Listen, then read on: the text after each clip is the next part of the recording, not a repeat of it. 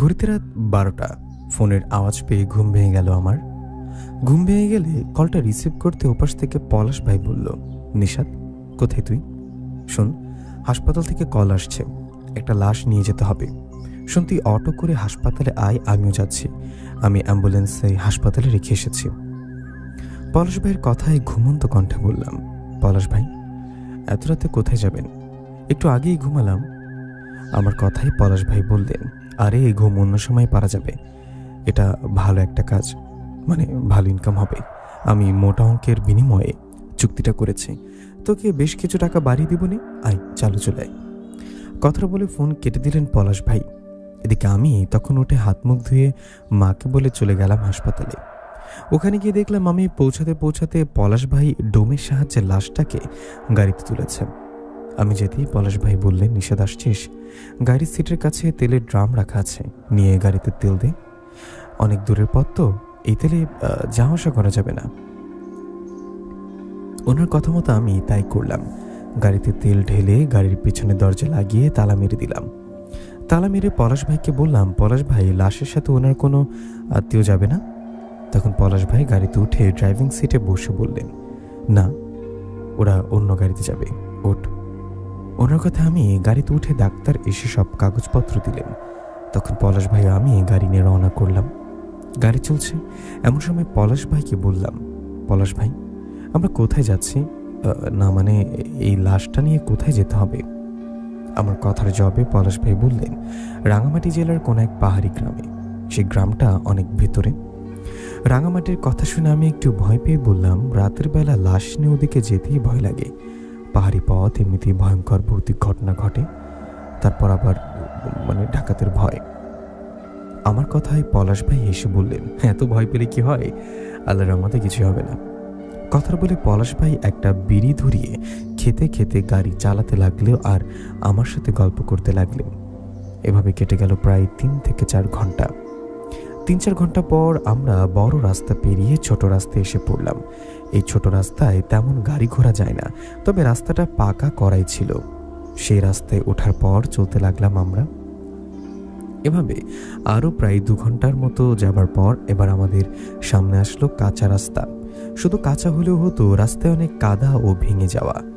এরকম রাস্তা দেখে পলাশ ভাই রাগ করে বলল, দেখ রাস্তার অবস্থা দেখ, ডাক্তারের সামনে যার লাশ নিয়ে যাচ্ছি ওনার ছেলে বলল রাস্তা ভালো যাওয়া যাবে, এই রাস্তা তাহলে ভালো রাস্তা?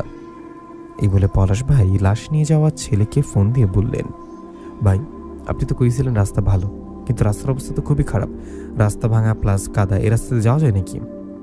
পলাশ ভাইয়ের কথায় ওপাশ থেকে উনি বললেন, সবাই তো যায়, তোমাকে ডাবল ভাড়া তো এমনি এমনি দিব না, তাই না? একটু কষ্ট করে হলেও আসো, গ্রামের রাস্তা ওরকমই। কথাটা বলে ফোনটা কেটে দিলেন উনি। ওদিকে পলাশ ভাই রেগে গিয়ে বললেন, ধুর, ডাবল ভাড়া দিলেই কি, রাস্তা ভালো না হলে যাবো কিভাবে? কথাটা বলে রাগ করে পলাশ ভাই ওই ভাঙা ও কাদার উপর দিয়ে গাড়ি চালিয়ে দিলেন। এতে গাড়ি অনেকটা ঝাঁকি খেয়ে কাদা ও ভাঙা রাস্তা পার হয়ে সামনে গেলাম। সামনে রাস্তা কাঁচা হলেও যাবার মতো ছিল, কিন্তু 2 সাইডে গাছ ও জঙ্গল। এই রাস্তা দিয়ে এমনিতেও মানুষ গেলে ভয় পাবে। আমরা সেই কাঁচা রাস্তা দিয়ে এই লাশ নিয়ে চলেছি। আমরা যাবার সময় হঠাৎ একটা মহিলাকে দেখতে পাই। মহিলাটার পরনে সাদা কাপড়। উনি রাস্তার সাইডে দাঁড়িয়ে হাত তুলে গাড়ি থামাতে বলছেন। এই দৃশ্য দেখে আমি কিছু বলতে যাব, এমন সময় পলাশ ভাই বললেন, চুপ করে থাক। কথাটা বলে পলাশ ভাই গাড়ির স্পিড বাড়িয়ে দিয়ে মহিলাটাকে অতিক্রম করে গেলেন। এদিকে তখন আমি বললাম, কি হলো পলাশ ভাই, আমাকে চুপ থাকতে বললে যে? মহিলাটা হাত তুলেছিল, মনে হয় সামনে যেতে বিপদের ওপর তো পড়তে পারতো নাকি? আমার কথায় পলাশ ভাই মুচকে এসে বলল, ওই দেখ সামনে তাকা, দেখ তোর বিপদে পড়া মহিলা। পলাশ ভাইয়ের কথায় সামনে তাকে অবাক হয়ে বললাম, আরে ইনি তো সেই মহিলা যাকে পেছনে ফেলে আসলাম, উনি আবার আমাদের গাড়ির সামনে এসে আবারও হাত তুললেন যে? আমার কথা এবার পলাশ ভাই মহিলাকে অতিক্রম করে বললেন, নিশাত, আমি লাশবাহী অ্যাম্বুলেন্সে অনেকদিন ধরে চালাই, এসব অভিজ্ঞতা আমার আছে। আমি বুঝতে পারি কে স্বাভাবিক মানুষ আর কে অস্বাভাবিক। তুই যে মহিলাকে দেখেছিস উনি সাধারণ কোনো মহিলা না, এরা হলো পিশাচ মহিলা জিন। আমাদের গাড়িতে লাশ দেখেছে, তাই লোভে পড়েছে লাশ খাবার। আমরা যদি গাড়ি থামিয়ে ওকে তুলতাম তাহলে এই সুযোগে ও লাশ খেত, পাশাপাশি আমরাও বিপদে পড়তাম। পলাশ ভাইয়ের কথায় আমি এবার ভয় পেয়ে বললাম, তাই নাকি বাবা? আমি তো বুঝতেই পারিনি। কথাটা বলে চুপ করে বসলাম। এভাবে আরেকটু সামনে গেলে এবার ঘটলো আরও ভয়ঙ্কর ঘটনা।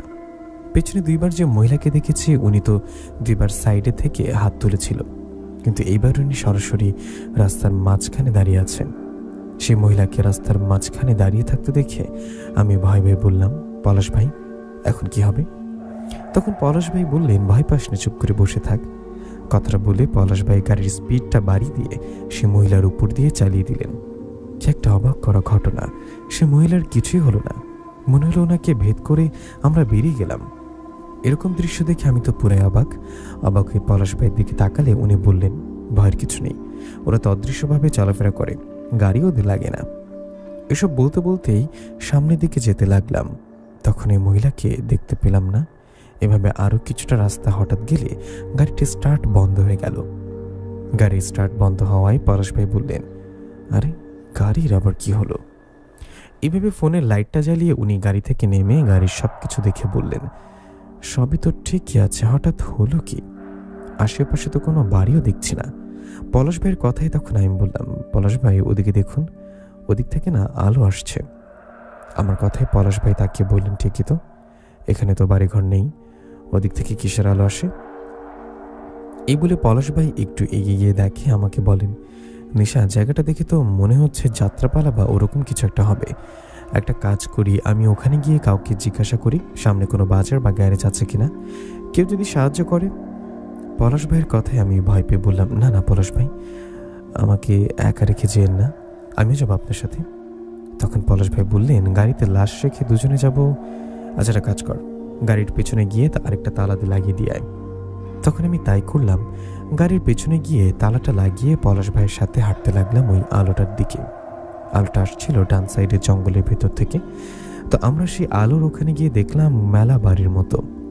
এই ফাঁকা জঙ্গলের মতো জায়গায় মেলা বাড়ি আসলো কিভাবে? আমরা ওখানে যাবার পর একটা জিনিস খেয়াল করলাম, ওখানে থাকা লোকেরা বেশ উঁচা লম্বা। এরকম লোক দেখে আমরা আরেকটু ভেতরে গেলে দেখতে পেলাম সেখানে একটা জায়গায় কিছু লোক কি যেন করছে, মনে হচ্ছে কিছুটা নিয়ে বসে আছে। এরকম দৃশ্য দেখে আমিও পলাশ ভাইয়ের কাছাকাছি যাবার পর দেখি একটা লাশ শুয়ে আছে ওদের সামনে, কিন্তু লাশের মুখটা ঢাকা। লাশটা দেখে পলাশ ভাই এক দৃষ্টিতে সেই লাশের দিকে তাকিয়ে রইলেন। এদিকে তখন একজন লাশের মুখ থেকে কাপড় সরালে পলাশ ভাই চোখ বড় বড় করে বললেন, আরে এটা তো সেই লাশ যাকে আমরা নিয়ে যাচ্ছি, আমাদের গাড়ির লাশ এখানে কিভাবে আসলো? কথাটা বলে আশেপাশে তাকিয়ে পলাশ ভাই বললেন, নিশাত দৌড়া। কথাটা বলে পলাশ ভাই দৌড়াতে লাগলেন, ওনার সাথে আমিও গাড়ির দিকে দৌড়াতে লাগলাম। ওদিকে তখন মুহূর্তেই সেই জায়গার দৃশ্য পাল্টে গেল, আর ওখানে থাকা মানুষেরা ভয়ঙ্কর কুকুরের রূপ নিলেন। ওরা কুকুরের রূপ নিয়ে ভয়ঙ্করভাবে আওয়াজ করতে করতে আমাদের পেছনে দৌড়াতে লাগলেন। এদিকে তখন আমিও পলাশ ভাই জীবন বাঁচাতে চিৎকার করতে করতে গাড়ির দিকে দৌড়ে যাচ্ছি। এভাবে দৌড়াতে দৌড়াতে আমরা গাড়ির কাছে আসি আর তাড়াহুড়া করে গাড়িতে উঠে দরজা লাগিয়ে দিই। আমরা দরজা লাগিয়ে দিতেই সে কুকুররূপী অবয়বগুলো গাড়ির চারিদিকে ঘুরতে থাকে। এই দৃশ্য দেখে আমি ভয়ে কাঁপতে থাকলে পলাশ ভাই হাঁপাতে হাঁপাতে বলে, ভয় পাস নে, এখন ওরা আর কিছুই করতে পারবে না। কথাটা বলে পলাশ ভাই বললেন, এখন কি হবে? লাশটা তো ওরা নিয়ে গেছে। পলাশ ভাইয়ের কথা আমি পেছনে তাকে বললাম, পলাশ ভাই লাশ তো ঠিকই আছে, ওই যে দেখেন। আমার কথায় পলাশ ভাই পেছনে তাকিয়ে বললেন, আরে ঠিকই তো, লাশটা তো ঠিকই আছে, তাহলে ওখানে যে দেখলাম। ওনার কথা আমি বললাম, আপনি কি শিওর ওটা ওই লাশটাই ছিল? আমার কথার জবাবে পলাশ ভাই বললেন, আরে হ্যাঁ, তুই হাসপাতালে আসার আগেই তো আমি আবার ডোমের সাহায্যে লাশটা উঠিয়েছি। তখন লাশের মুখ ভালো করে দেখেছি আমি, একটু আগে সবার সামনে এই লাশটাকে আমি দেখেছি। আমার মনে হয় এগুলো সব পিশাচ জিন, এরা আমাদের মায়া জালে ফেলে লাশটা খেতে চাইছে। আল্লাহর রহমতে আমরা এদের জালে ফেসে যাইনি। কথাটা বলে পলাশ ভাই আরেকবার গাড়ি স্টার্ট দেওয়ার চেষ্টা করতেই এবার গাড়িটি স্টার্ট হলেন। কি অবাক করা কাণ্ড! একটু আগে বাড়ি বন্ধ হয়ে গিয়েছিল, অনেক চেষ্টা করেও স্টার্ট করানো যাচ্ছিল না। যাই হোক, গাড়ি স্টার্ট হওয়ায় আমরা ওখানে আর দেরি না করে সামনের দিকে যেতে লাগলাম। ওদিকে কালো কালো অনেক কুকুর আমাদের গাড়ির পেছনে দৌড়াচ্ছিল। এভাবে আমরা আরও সামনে গেলে সে কুকুরগুলোকে আর দেখতে পাই না। কুকুরগুলোকে না দেখে সামনের দিকে যেতে থাকি। সামনের দিকে গেলে এবার দেখতে পাই এক ভয়ানক কাণ্ড। সামনে গিয়ে দেখি সাদা কাপড়ে মোড়ানো লাশ রাস্তার মাঝখানে শুয়ে আছে। এরকম দৃশ্য দেখে বুঝতে পারি এরা নর্মাল কোনো লাশ নয়, লাশরূপী থাকা পিশাচ জিন। ওরা জিন বুঝতে পারায় পলাশ ভাই ওদের উপর দিয়ে গাড়ি চালিয়ে দেয়। এভাবে একটু করে সামনে যাই আর দেখি একটা করে লাশ শুয়ে আছে রাস্তায়। ও লাশগুলোকে দেখি ওদের উপর দিয়ে গাড়ি চালিয়ে দিলে যে একটা ঝাঁকি লাগবে তা লাগে না। এভাবে অনেক কয়েকটা লাশের উপর দিয়ে গাড়ি চালিয়ে সামনে গেলে আর কিছুই দেখতে পাই না। সামনে কিছু না দেখে ভাবি আর হয়তো কিছু ঘটবে না, এই ভেবে দুজনে গল্প করছে আর যাচ্ছি। এমন সময় প্রচণ্ড এক শব্দ পেয়ে বুঝতে পারলাম গাড়ির সামনে চাকার হাওয়া বেরিয়ে গেল। এরকম অবস্থায় গাড়ি থামিয়ে চুপ করে বসে রইলাম, কি জানি নামলে কিছু হয় কিনা। এইভাবে বেশ কিছুক্ষণ বসে থাকলেও কোনো কিছু ঘটে না।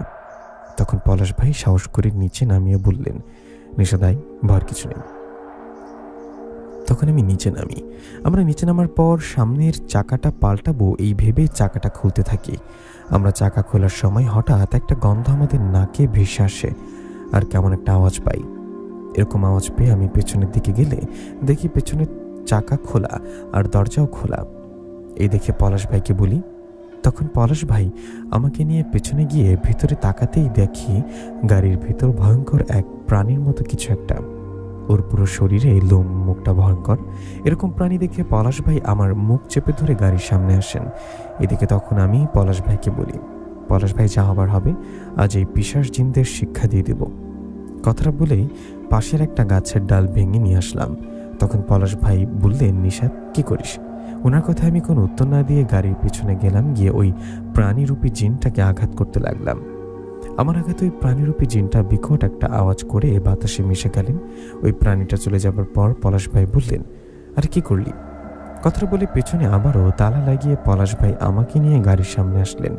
গাড়ির সামনে এসে চাকা ঠিক করতে গেলে দেখেন, আরে চাকা তো ঠিকই আছে, একটু আগে না হাওয়া বেরিয়ে গেল, এখন আবার ঠিক হলো কেমনে? চাকা ঠিক হওয়ায় পলাশ ভাই বললেন, নিশাদ গাড়িতে উঠ। ওনার কথায় আমি গাড়িতে উঠলে পলাশ ভাই গাড়ি চালাতে লাগলেন। গাড়ি চালাতে চালাতে আমাকে বললেন, এটা তুই কি করলি? জিনেরা অন্য কিছু রূপে থাকলে তাদের আঘাত করতে নেই। পলাশ ভাইয়ের কথায় আমি বললাম, কি করব পলাশ ভাই, কোনো উপায় ছিল না। সে কখন থেকে আমাদের পিছনে লেগে আছে। এখন দিলাম না ইচ্ছা মতো মায়ের। লাশটা আমরা নিয়ে যাচ্ছি, আমাদের হেফাজতে আছে। লাশটা ঠিক মতো পৌঁছে দেওয়ার দায়িত্ব আমাদের। আমার কথায় পলাশ ভাই পেছনে লাশটার দিকে তাকালেন, আমিও তাকালাম। আমরা তাকিয়ে দেখলাম প্রাণীরূপী থাকা ওই জিনটা লাশটার কিছু জায়গায় কামড় দিয়ে কাপড় ছিঁড়ে ফেলেছে। হয়তো লাশটা খেতে চাইছিল, আমার জন্য পারিনি। আমরা লাশটা দেখা করে কথা বলতে বলতে সামনের দিকে যেতে লাগলাম। এমন সময় আমাদের অবাক করে দিয়ে আমাদের গাড়ির সামনে এসে দাঁড়ালো বিশাল আকারের এক প্রাণী।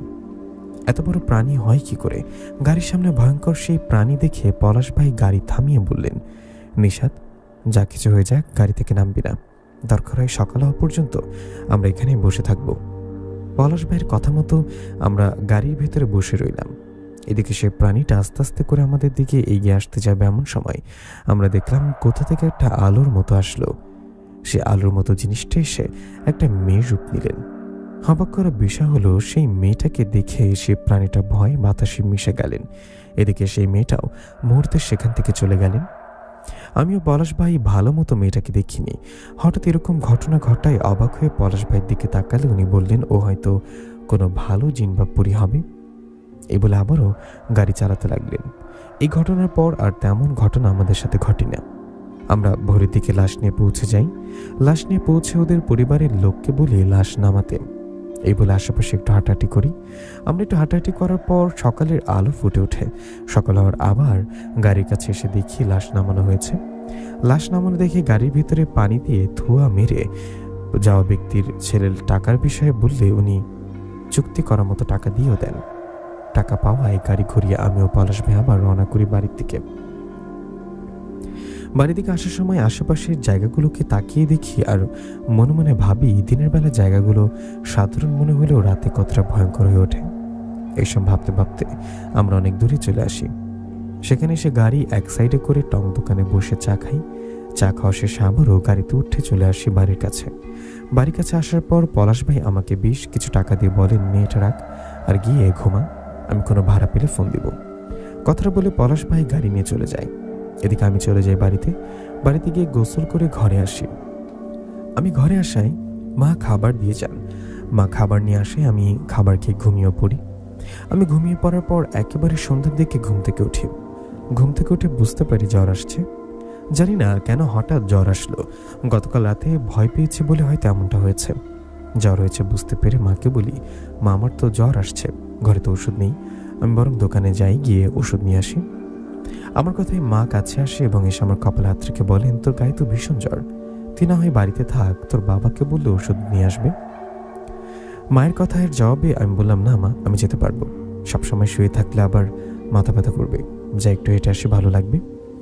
কথাটা বলে চলে গেলাম বাজারের দোকানে। সেখানে যাবার পর একটু ঘোরাঘুরি করলাম, দোকানে বসে চা খেলাম। এদিকে ততক্ষণে সন্ধ্যা হয়ে আসছে। সন্ধ্যা হওয়ায় আমি জ্বরের ওষুধ নিয়ে বাড়ির দিকে আসতে লাগলাম। আমি বাড়ির দিকে আসার সময় ফাঁকা জায়গায় একটা বটগাছ আছে, সে বটগাছের কাছে এসে গাছটা অতিক্রম করে সামনের দিকে একটু এগোলে পেছন থেকে মিষ্টি কণ্ঠে কেউ বলে ওঠেন, শুনুন। পেছন থেকে আওয়াজ পেয়ে ঘুরে তাকিয়ে দেখি সুন্দর একটা মেয়ে। মেয়েটাকে দেখে অবাক হয়ে বললাম, আমাকে ডাকছেন? তখন মেয়েটা মাথা নাড়িয়ে বললেন, হ্যাঁ। মেয়েটার কথা আমি বললাম, আপনি কি? আমি তো আপনাকে চিনি না, কি বলবেন বলুন। তখন মেয়েটা বললেন, আপনি আমাকে চিনবেন না, কখনো দেখেননি, আপনি ভয় পাবেন, আসলে আমি কোনো মানুষ না, আমি একটা পরী। আমি সেই পরী যে গতকাল রাতে আপনাদের বাঁচিয়েছিলাম। মানে মানে কি বলছেন? আপনি একটা পরী? আপনি আমাকে বাঁচিয়েছেন কিভাবে? তখন সেই মেয়েটা মানে পরীটা বললেন, গতকাল রাতে লাশ নিয়ে যাবার সময় আপনার গাড়ির সামনে বিশাল আকারের একটা প্রাণী আসছিল, মনে আছে? ওই প্রাণীটা কিন্তু সাধারণ কোনো প্রাণী ছিল না, ও ছিল একটা পিশাচ জিন। ওই জিনটা আপনাদের বিশেষ করে আপনার ক্ষতি করতে চাইছিল, কারণ আপনি ওকে আঘাত করেছেন। আপনার আঘাতেও ব্যথা পেয়ে আপনাদের পেছনে লেগেছে। ও আপনাদের ক্ষতি করার সময় আমি ওখানে চলে আসি আর ও আমাকে দেখে চলে যায়। আসলে আমি আপনাদের ওখানে দেখেছিলাম। আমি যখন দেখলাম সেই পিশাচ জিনটা আপনাদের ক্ষতি করতে চাইছে, তখন আপনাদের সাহায্য করলাম। পরীর কথায় আমি অবাক হয়ে বললাম, ও আপনি তাহলে সেই পরী? আসলে রাতে একটু আপনাকে দেখেছিলাম, তখন মুখ দেখতে পারিনি। আপনাকে অনেক অনেক ধন্যবাদ আমাদের ওই জিনটার থেকে বাঁচানোর জন্য। আপনার নাম কি? আমার কথা জবাবে পরী বললেন, আমার নাম হুজাইফা। পরী কথায় আমি মুচকি এসে বললাম, সুন্দর নাম আপনার, আপনি দেখতেও মাশাআল্লাহ অনেক সুন্দর। আপনার উপকারের কথা আমি কখনো ভুলতে পারবো না। আপনি আমার কাছে আবার আসবেন, কথা বলবেন? আমার কথা জবাবে পরী বললেন, আসবো, কিন্তু আমার কথা কাউকে বলা যাবে না। আমি তো পরী, বুঝতেই পারছেন, আমার কথা সবাই জানলে ভয় পাবে। হুজাইফা পরীর কথায় আমি রাজি হলে তখন পরী বললেন, আচ্ছা আপনি বরং এখন বাড়িতে যান, অন্য কোনো সময় আসবো আবার আপনার কাছে। কথাটা বলে বাতাসে মিশে গেলেন হুজাইফা পরী। পরী চলে যাওয়ায় আমি সেখান থেকে চলে গেলাম বাড়িতে। বাড়িতে গিয়ে ভাত খেয়ে ওষুধ খেয়ে ঘুমিয়ে পড়লাম। পরের দিন সকালে উঠে বুঝতে পারলাম জ্বর কমেনি। ওদিকে সকালবেলা পলাশ ভাই কল করে বললেন, এই নিশাদ, একটা ভাড়া পাইছি, 10টার দিকে যেতে হবে, সময় মতো চলে আসিস। পলাশ ভাইয়ের কথা জবাবে আমি বললাম, পলাশ ভাই আমি তো যেতে পারবো না, আমার জ্বর আসছে, ওষুধ খেয়েছি কিন্তু কমেনি, এই শরীর নিয়ে যে কিভাবে যাব। আমার কথায় পলাশ ভাই বললেন, ও তাহলে তুই থাক, আমি দু একদিন অন্য কাউকে দিয়ে কাজ সেরে নিব, নিজের যত্ন নিস। এই বলে ফোন রেখে দিলেন পলাশ ভাই। এদিকে তখন আমি হাত মুখ ধুয়ে খাবার খেয়ে ওষুধ খেলাম। ওষুধ খেয়ে দুপুর পর্যন্ত শুয়ে রইলাম, কিন্তু এতেও জ্বর কমলো না। জ্বর কমে আবার আসে, এরকম অবস্থায় বাড়িতেই দিনটা পার করে দিলাম। দিন পেরিয়ে রাত হলো। রাত আসে হুজাইফা পরী আসছেন আমার কাছে। হুজাইফা পরী এসে বললেন, কেমন আছেন? তখন আমি মাথা নাড়িয়ে বললাম, ভালো না, আমার জ্বর আসছে, ওষুধ খেয়েছি কিন্তু কমেনি, আপনি কেমন আছেন? আমার কথায় হুজাইফা পরী বললেন, আমি ভালো আছি। তখন আমি বললাম, আচ্ছা আপনার পরিবার নেই, আপনার মা বাবা কোথায় থাকে? আমার কথা জবাবে হুজাইফা পরী বললেন, আমার মা বাবা কেউ বেঁচে নেই, বলতে গেলে আমি একা। জিন রাজ্যে মা বাবা ও পরিবারের কেউ না থাকায় আমি মানুষদের দুনিয়াতে এসে ঘোরাঘুরি করি। হুজাইফা পরীর কথায় আমরা দুজনে বেশ কিছুক্ষণ গল্প করি। গল্প করার শেষে এক সময় পরী চলে গেলে আমি ঘুমিয়ে পড়ি। আমি ঘুমানোর পর স্বপ্নে দেখি, আসলে ওটা স্বপ্ন না বাস্তব বুঝতে পারি না। আমি দেখি হুজাইফা পরী আমার পায়ের কাছে বসে আছে, কখনো বা মাথার কাছে। পরী আমার পাশে বসে থাকতে দেখে আমি কিছু বলি না, ভাবি ও তো আমার কাছে এসে মনে হয় বসে থাকে। এভাবে হুজাইফা পরীও আমাদের মাঝে কেটে যায় 3টা দিন। এই 3 দিনে পরীও আমার মাঝে ভালো সম্পর্ক তৈরি হয়। এটা যে বন্ধুত্বরত না ভালোবাসা জানি না, শুধু এটা জানি আমার কাছে না আসলে আমার খারাপ লাগে, আমি চটফট করি। এভাবে 3 দিন কেটে যাবার পর পরের দিন বিকালে আমি বসেছিলাম একটা মাঠে। শরীরে তখন জ্বর, বুঝছি না জ্বর কমছে না কেন। আমি ওখানে বসে পাশে বাচ্চারা খেলা করছিল। বাচ্চারা খেলা করতে করতে হঠাৎ পাশের পুকুরে একটা বাচ্চা পড়ে যায়। বাচ্চাটা পড়ে যাওয়ায় আমি দৌড়ে গিয়ে পুকুরে লাফ দিয়ে বাচ্চাটিকে উপরে তুলি। উপরে তুলতে দেখি একটা মুরব্বী হুজুর ওখানে দৌড়ে আসলেন। উনি আসে, আমি জিজ্ঞাসা করলাম, আপনি কে? তখন হুজুর বললেন, আমি বাচ্চাটার নানা। আমি ওকে নিয়ে হাঁটতে আসছিলাম, কিন্তু হঠাৎ করে ও এদিকে দৌড়ে আসে, পুকুরে পড়ে যায়। কথাটা বলে হুজুর আমার দিকে কিছুক্ষণ তাকিয়ে বলেন, তোমার বাড়ি কোনটা বাবা?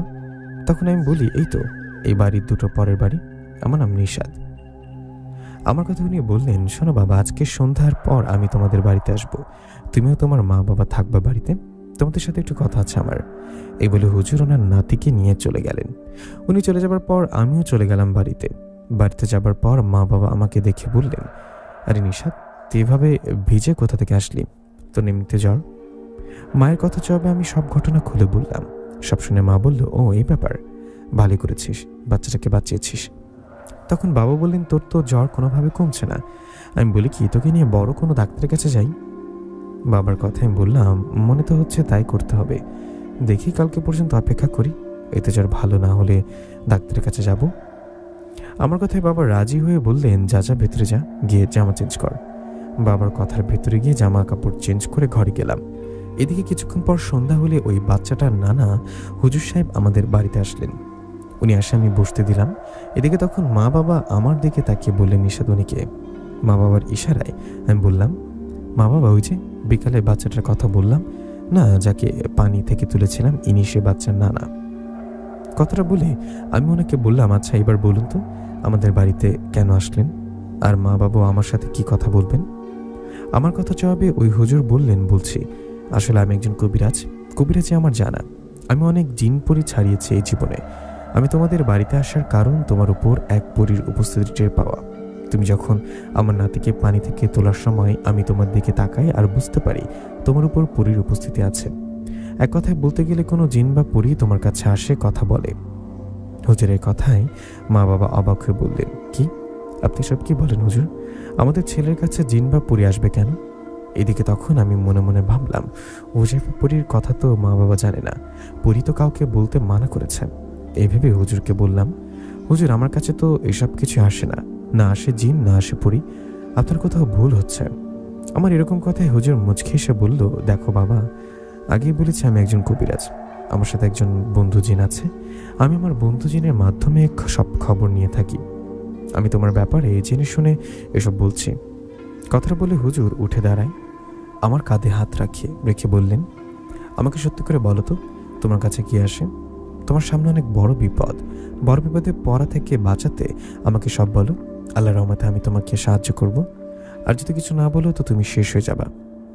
হুজুরের কথা এবার আমার মনের মধ্যে ভয় চলে আসলো। আমি তখন ভয় ভেবে বললাম, মানে হ্যাঁ, আমার কাছে একটা পরী আসে, ওর নাম হুজাইফা। আমার কথায় হুজুর একটু চুপ থেকে বললেন, তুমি যাকে পরী মনে করছো আসলে কোনো পরী নয়, ও একটা পিশাচিনী, যে তোমার ক্ষতি করতে, তোমাকে মেরে ফেলতে তোমার কাছে আসছে। হুজুরের কথায় মা বাবা সহ আমি যেন আকাশ থেকে পড়লাম। আমি চমকে উঠে বললাম, কি, আপনি কি বলছেন এসব? আমার কথায় হুজুর বললেন, আমি যা বলছি সব সত্যি। তুমি যাকে পরী মনে করছো ও আসলে কোনো পরী না, ও একটা পিশাচিনী। ও সেই পিশাচিনী যাকে তুমি লাঠি দিয়ে আঘাত করেছো কিছুদিন আগে অ্যাম্বুলেন্সে। তোমার আঘাত পেয়ে ও প্রতিশোধ নিতে তোমার কাছে আসছে। ও তোমার কাছে পরিরূপে আসে, তোমার সাথে ভালো ব্যবহার করে। আসলে সে পরিরূপে এসে তোমার শরীর থেকে একটু একটু করে রক্ত খায়। এভাবে আর কিছুদিন চললে তুমি পরীর মায়াজালে ধরা দিতে। পরীর কথা মতো চলে গেলে ও তোমাকে মেরে ফেলতো। হুজুরের কথা আমি অবাক হই, আমার মা বাবাও অবাক হন, ভয় পান। মা বাবা ভয় পেয়ে বলেন, হুজুর আপনার কথা যদি সত্যি হয় তাহলে আমাদের সাহায্য করুন, ওই পিশাচিনীকে তাড়িয়ে দিন। মা বাবার কথায় হুজুর বললেন, ঠিক আছে, আমি চেষ্টা করি, বাকিটা আল্লাহর ইচ্ছা। এই বলে হুজুর আমাকে মা বাবার পাশে গিয়ে বসতে বললেন। হুজুরের কথায় আমি মা বাবার পাশে বসলে হুজুর আমার ও মা বাবা তিনজনের শরীর বন্ধ করে দিলেন। হুজুর দোয়া পড়ে আমাদের শরীর বন্ধ করে সেই হুজাইফা পরিমাণে পিশাচিনীকে হাজির করার চেষ্টা শুরু করলেন। এভাবে বেশ কিছুক্ষণ চলে গেলেই সেখানে ভয়ানক এক রূপে এসে হাজির হলো পিশাচিনী। সে ভয়ঙ্কর পিশাচিনী সে ভয়ঙ্করভাবে বললেন, হুজুর আমাকে কেন হাজির করলি? তোকে আমি ছাড়বো না। তোর জন্য আমার সব প্ল্যান নষ্ট হয়ে গেছে। তোর জন্য এই ছেলেটা সব জানতে পেরে গেল। আমি ওকে মেরে ফেলতাম কারণ ও আমাকে আঘাত করছে। তুই ওকে সব বলেছিস, তাতে কোনো সমস্যা নেই, তবুও আমি ওকে মেরে ফেলবো। হুজাইফা পিশাচিনীর কথায় হুজুর বললেন, দেখ, আমি আমার বন্ধুজনের মাধ্যমে সব শুনেছি। এখানে নিশাদ নামে এই ছেলের কোনো দোষ নেই। ওরা লাশ নিয়ে যাবার সময় তুই কেন ওদের পিছনে পড়লি? ওরা নিজের জীবন বাঁচাতে ও সাথে করে নিয়ে যাওয়া লাশটাকে হেফাজতে রাখতে তোকে আঘাত করেছে। এই শাস্তি তুই দিতে পারবি না। তখন সেই পিশাচিনী বললেন, আমি তোর কোনো কথা শুনবো না। ও আমাকে আঘাত কেন করলো? আমাকে আঘাত করার শাস্তি ওর মৃত্যু। এসব কথা বলায় এদিকে হুজুর বললেন, না, ওকে ছেড়ে চলে যা। এই বলে হুজুর ও পিশাচিনীর মধ্যে অনেক তর্ক হয়। অনেক তর্ক হওয়ার পর হুজুর একসময় সেই পিশাচিনীকে বাধ্য করে আমাকে ছেড়ে দিতে, নইলে ওকে বন্দি করবে। হুজুরের চাপে একসময় পিশাচিনী আমাকে ছেড়ে যেতে রাজি হন আর বলেন, ঠিক আছে, আমি ওকে ছেড়ে চলে যাচ্ছি। চলে যেতে কষ্ট হচ্ছে, তবুও যাচ্ছি। কথাটা বলে চলে যায় পিশাচিনী। এদিকে তখন হুজুর আমাকে ঝাড়ফুঁক করেন। ঝাড়ফুঁক করায় মা বাবা হুজুরকে ধন্যবাদ জানানোর পর হুজুর আমাদের সাথে রাতের খাবার খান। খাওয়া শেষে চলে যায় হুজুর। এই ঘটনার পরের দিন থেকে আমার জ্বর ভালো হতে থাকে, আর আল্লাহর রহমতে 2-3 দিন পর আমার জ্বর ভালো হয়। আমার জ্বর ভালো হওয়ায় ও পিশাচিনী আমার কাছে না আসায় ভালোই ভালোই কাটতে থাকে আমার দিন। এভাবে 1-2 দিন করে কেটে যায় 7টা দিন। 7 দিন পর এক সন্ধ্যাবেলা আমি বাজার থেকে বাড়িতে ফিরছিলাম। আমি বাড়িতে ফেরার সময় হঠাৎ পেছন থেকে পলাশ ভাই বললেন, নিশাদ, এই নিশাদ, তোর সাথে দেখা হয়ে ভালো লাগলো। শোন, একটা ভাড়ায় যেতে হবে। পলাশ ভাইয়ের কথা আমি বললাম, পলাশ ভাই অনেকদিন ধরে কাজে যায় না অসুস্থতার কারণে। এখন তো অসুস্থ কাজে যেতে ইচ্ছে করছে, কিন্তু রাতের বেলা যাব, যদি ভয়ের কিছু ঘটে। আমার কথায় পলাশ ভাই বললেন, আরে কিছু হবে না, আজ বেশি দূরে যাব না, 2-3 ঘন্টার পর পথ, রাতের বেলা ফিরে আসবো আর তোকে নিজে থেকে বাড়িতে পৌঁছে দিব। শোন, তুই বাড়িতে গিয়ে আয় তাড়াতাড়ি, আমি গাড়ি নিয়ে এখানে অপেক্ষা করব। পলাশ ভাইয়ের কথায় আমি আর কথা না বাড়িয়ে চলে আসলাম বাড়িতে। বাড়িতে এসে রাতের খাবার খেয়ে আবারও ওই জায়গায় গেলে দেখলাম পলাশ ভাই গাড়ি নিয়ে অপেক্ষা করছেন। আমি যাওয়ায় পলাশ ভাই গাড়িতে উঠতে বললেন। এদিকে তখন আমি গাড়িতে উঠলে উনি গাড়ি চালাতে লাগলেন। তখন আমি জিজ্ঞাসা করলাম, আমরা কোথায় যাচ্ছি, লাশটা কার? তখন পলাশ ভাই বললেন, একটা হিন্দুর লাশ, ওনাকে নিয়ে সরাসরি শ্মশানে যেতে হবে। আমি সব চিনি, তুই বসে থাক, বেশিক্ষণ লাগবে না। ওনার কথা আমি আর কথা না বাড়িয়ে বসে রইলাম। এদিকে এভাবে প্রায় 1.5-2 ঘন্টা চলে যাবার পর আমরা চলে আসলাম এক অন্যরকম জায়গায়। জায়গাটা নিরিবিলি, আশেপাশে মনে হচ্ছে কোনো বাড়িঘর নেই, নদীর পাড়ের রাস্তা।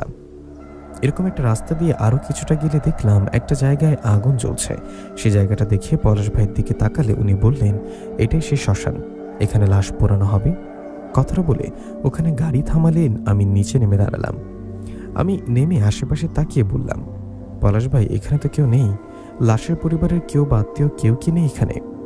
আমার কথায় পলাশ ভাই বললেন, নেই, হয়তো চলে আসবে। শোন, আমার সাথে লাশটা ধরে নিচে নামিয়ে শুয়ে রাখি। কথাটা বলে পলাশ ভাই আমার সাথে লাশটা ধরাধরি করে ওখানে একটা জায়গা রেখে দিলেন। লাশটা রাখার পর আমি একটু ভয় পেয়ে বললাম, পলাশ ভাই, এই লাশের পরিবারের কাউকে ফোন দাও, জায়গাটা কেমন ভয় লাগছে। আমার কথায় পলাশ ভাই বললেন, ওরা চলে আসবে হয়তো, এক কাজ কর, তুই ততক্ষণে লাশটাকে দেখ, তুই তো দেখিস না, আমি দেখছি। কথাটা বলে পলাশ ভাই জোরাজুরি করলে আমি আস্তে আস্তে করে লাশের কাছে গেলাম। সেখানে গিয়ে লাশের মুখ থেকে কাপড় সরাতেই বুকের মাঝে ধুক করে উঠল, কারণ এই লাশটা আর তো অন্য কারণ না, আমার মতো হুবহু দেখতে লাশটা। লাশটা দেখে ভয় পেছনে তাকিয়ে বললাম, পলাশ ভাই, এটা কি, কালা সেটা? কিন্তু দেখি, পেছনে ঘুরে দেখি সেখানে পলাশ ভাই নেই, এমনকি সেখানে কোনো গাড়িও নেই। কিন্তু এটা কিভাবে সম্ভব? গাড়ি গেল কোথায়? পলাশ ভাইও বা গেল কোথায়? আমি ওখানে পলাশ ভাই ও গাড়ি দেখতে না পেয়ে চিৎকার দিয়ে বলতে লাগলাম, পলাশ ভাই, কোথায় তুমি ভাই? কিন্তু আমার কথার কোনো আওয়াজ আসছিল না। এদিকে তখনই শুয়ে থাকা লাশটা হাসতে লাগলেন। লাশটাকে হাসতে দেখে বুঝতে পারলাম এটা সাধারণ কোনো বিষয় না, নিশ্চয়ই কোনো বিপদ হবে। এইভাবে পেছনে ঘুরে তাকিয়ে পালাতে যাব, এমন সময় দেখলাম আমার পেছনে দাঁড়িয়ে আছে সেই পিশাচিনী, যাকে আমি আঘাত করছিলাম। তাহলে পিশাচিনী আমাকে ছেড়ে যায়নি।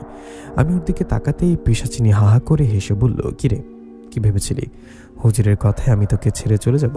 না, তোকে আমি ছেড়ে যাইনি। আজকে কোথায় পালাবি? তোকে আমি মায়াজালে ফেলে তারপর পলাশ ভাইয়ের রূপ নিয়ে এখানে নিয়ে এসেছি। এখন কোথায় যাবি? পিশাচিনীর কথায় আমি এক চিৎকার দিয়ে দৌড়াতে লাগলাম। এদিকে এমন সময় সেই পিশাচিনী তার হাতটা লম্বা করে আমাকে ধরে ফেললেন। আমাকে ধরে শূন্যে তুলে একটা আছাড় মারলেন। আমাকে আছাড় মারায় আমি ব্যথায় চিৎকার দিয়ে উঠলাম। আমি ব্যথা পেয়ে আবারও দৌড়াতে লাগলাম। জানি না এটা কোন জায়গা, কোন দিকে দৌড়াচ্ছি। আশেপাশে কোথাও বাড়িঘর দেখতে পাচ্ছিলাম না। ওদিকে পিশাচিনী পেছনে পড়ে আছে।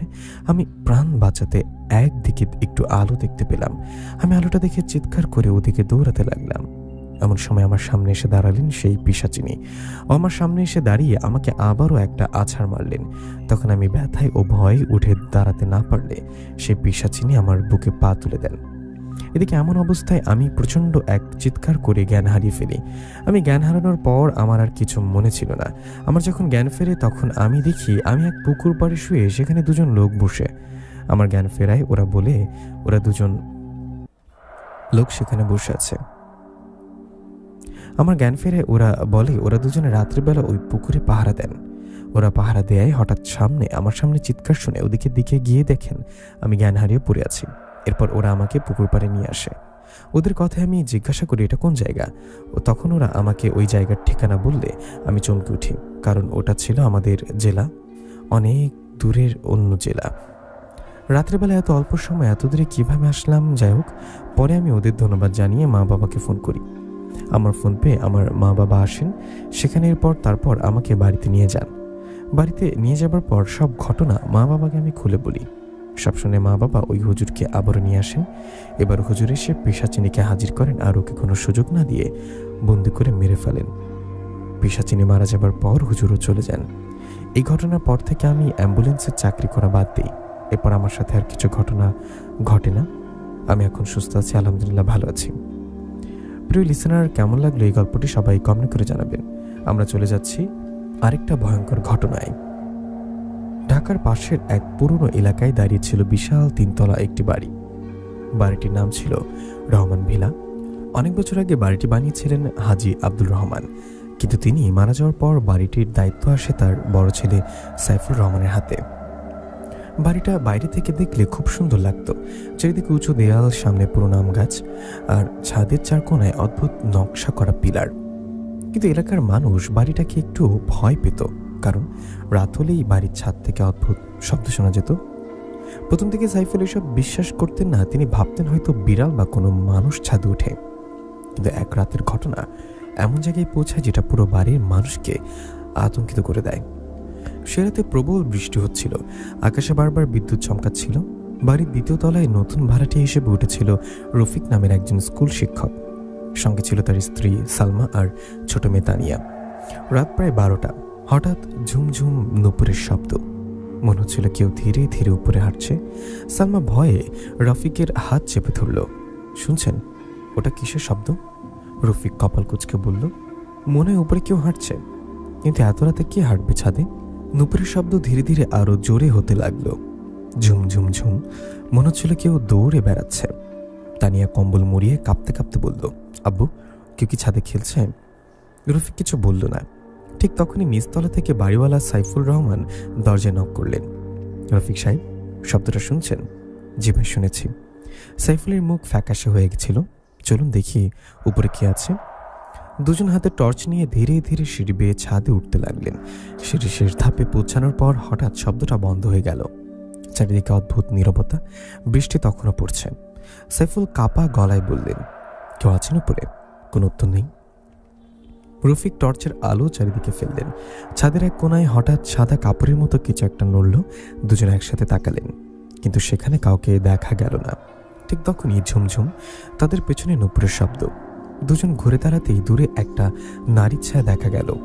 লম্বা চুল, সাদা পোশাক। ছায়াটা ধীরে ধীরে হাঁটছিল, কিন্তু আশ্চর্যের বিষয় তার আর কোনো মুখ দেখা যাচ্ছিল না। রফিক ভয় পেয়ে বললেন, কি আপনি? নারীটা থেমে গেল, তারপর ধীরে ধীরে মাথা ঘুরিয়ে তাদের দিকে তাকালো, কিন্তু মুখের জায়গাটা ছিল অন্ধকার। হঠাৎ প্রবল বাতাস বইতে শুরু করলো। টর্চের আলো নিভে গেল। চারিদিকে শুধু নুপুরের শব্দ, ঝুমঝুম ঝুম। সাইফুল চিৎকার করে বললেন, নিচে নামেন। দুজন দৌড়ে নিচে নেমে এলো। নিচে এসে দেখলেন সালমা দরজার সামনে দাঁড়িয়ে আছে। কি দেখছেন আপনারা? রফিক হাঁপাতে হাঁপাতে বললেন, ছাদে কেউ আছে? সে রাতের পর পুরো বাড়িতে আতঙ্ক ছড়িয়ে পড়ে। পরের দিন সকালে এলাকার কয়েকজন লোক এসে বলল, এই বাড়িতে আগে এমন ঘটনা ঘটেনি। সাইফুল কিছুক্ষণ চুপ থেকে বললেন, বাবা বেঁচে থাকতে একবার এমন হয়েছিল, কিন্তু পরে বন্ধ হয়ে যায়। লোকজন ভয় পেয়ে যেতে লাগলেন। কেউ কেউ বলল বাড়িতে জিন আছে, কেউ বলল কোনো মেয়ে আত্মহত্যা করেছিল, আবার কেউ বলল এটা পরি, কিন্তু কেউ নিশ্চিত কিছু জানতেন না।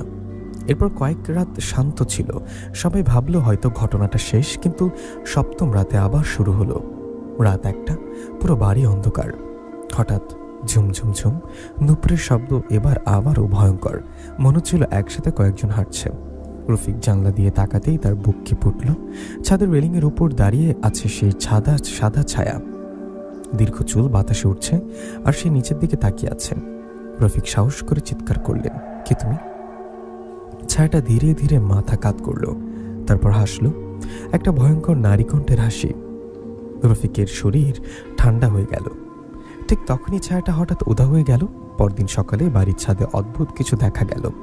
ছাদের মেঝেতে ভেজা পায়ের ছাপ, কিন্তু সেগুলো মানুষের না। পায়ের আঙ্গুলগুলো ছিল অস্বাভাবিক লম্বা, আর প্রতিটি ছাপের পাশে ছোট্ট ছোট্ট নুপুরের দাগ। এটা দেখে এলাকার সবাই ভয় পেয়ে যায়। এক বৃদ্ধ বলেন, এটা মানুষ না, ভয়ঙ্কর পরী। সাইফুল বিরক্ত হয়ে বললেন, এসব কুসংস্কার। কিন্তু তার নিজের মনেও ভয় ঢুকে গিয়েছিল। সে রাতেই আরও ভয়ঙ্কর ঘটনা ঘটল। বাড়ির 3য় তলায় ভাড়াটিয়া মিজান সাহেব রাত্রিবেলা হঠাৎ চিৎকার শুরু করেন। সবাই দৌড়ে তার ঘরে যায়। দেখে তিনি মেঝেতে পড়ে কাঁপছেন, চোখ বড় বড়। তিনি কাঁপা গলায় বললেন, ও আমার ঘরে এসেছিল। কে? সাদা কাপড় পরা মহিলা। সবাই হতবাক। মিজান কাঁদতে কাঁদতে বললেন, ও বলেছে এই বাড়ি ওর। ঠিক তখনই উপরে আবার নুপুরের শব্দ শুরু হলো, ঝুমঝুম ঝুম। এবার শব্দের সাথে মৃদু নারী কণ্ঠ শোনা গেল। মনে হচ্ছিল কেউ গান গাইছে, কিন্তু ভাষাটা কেউ বুঝতে পারল না। পরদিন এলাকার এক লোক সাইফুলকে বলল, একজন কবিরাজ আছে, খুব নামডাক, উনি এসব দূর করতে পারেন। আর কোনো উপায় না দেখে সাইফুল রাজি হয়ে গেলেন। 2 দিন পর সন্ধ্যায় সে কবিরাজ এলেন, লম্বা দাড়ি, কালো পাগড়ি, হাতে তসবি। বাড়িতে ঢুকেই তিনি থমকে গেলেন। চারিদিকে তাকিয়ে ফিস ফিস করে বললেন, এখানে খুব ভয়ঙ্কর কিছু আছে। সাইফুল জিজ্ঞাসা করলেন, কি আছে? কবিরাজ ধীরে ধীরে ছাদের দিকে তাকালেন, তারপর নিচু গলায় বললেন, এটা সাধারণ জিন না, ভয়ানক পরী। কবিরাজের মুখ থেকে ভয়ানক পরী কথাটা শোনার পর পুরো রহমান ভিলায় যেন আতঙ্ক আরো কয়েকগুণ বেড়ে গেল।